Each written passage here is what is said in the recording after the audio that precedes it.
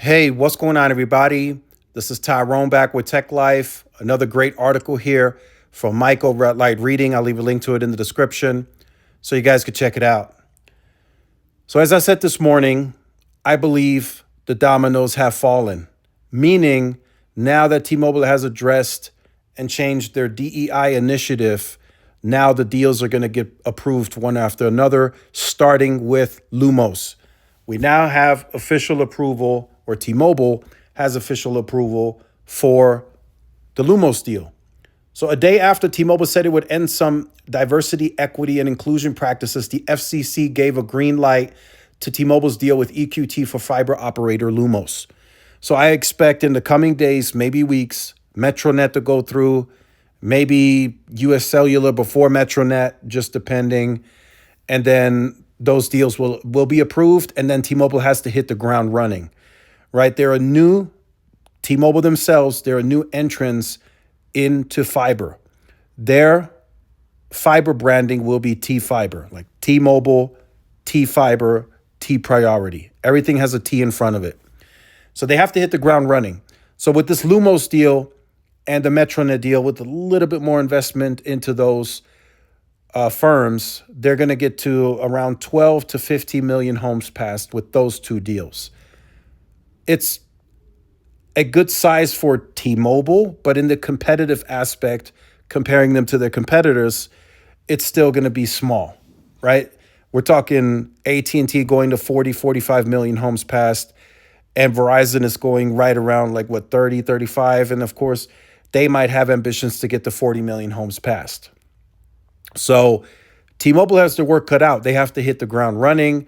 We're talking a transition period and somewhat of an integration where the brand will be T-Fiber, right? So Lumos will now be T-Fiber. Everything will be branded T-Fiber. The trucks, the marketing, everything will move over to T-Fiber. And the same with Metronet, I have been told. Once that deal is closed, everything moves over to the T-Fiber branding.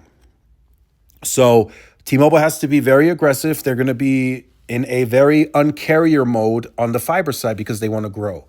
And then they have that convergence factor as well. If there's a lot of neighborhoods with Metronet fiber and people aren't using Metronet, right, which is going to be, of course, T-Fiber, then you go in with the convergence deal. You get them on wireless as well. They're going to use everything to their power to really get this going, and they're going to try to get it going quickly.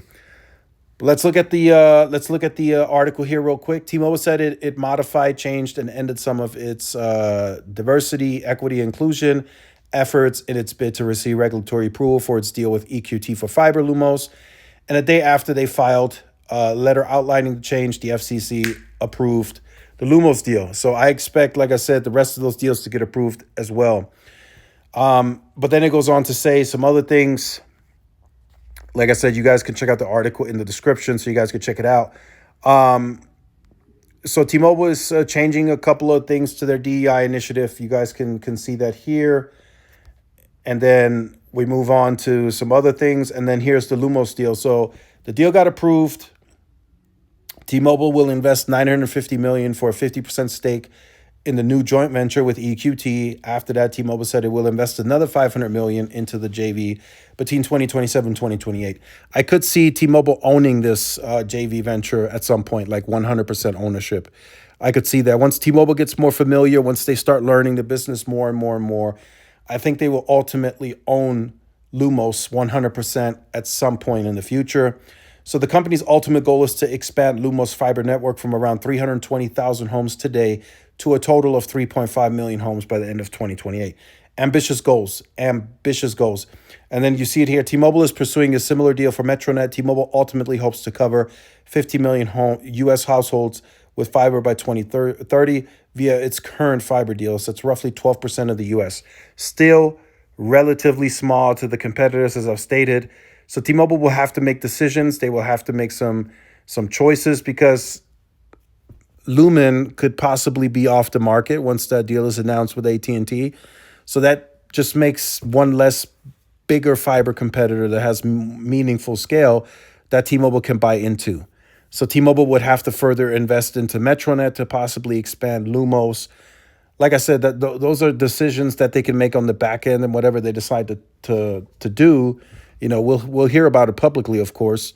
But like I said, T-Mobile's going to hit the ground running, right? Lumos is closed, so that's already more work that the team will have to do, right? They're still going to wait for Metronet and US Cellular to close, but it really, really sounds like these deals are going to close. All of them are going to close right around the same time. So T-Mobile's going to have a lot of work ahead of them, right? They're going to have to integrate. There's an integration period for Lumos, Metronet, and of course, US Cellular.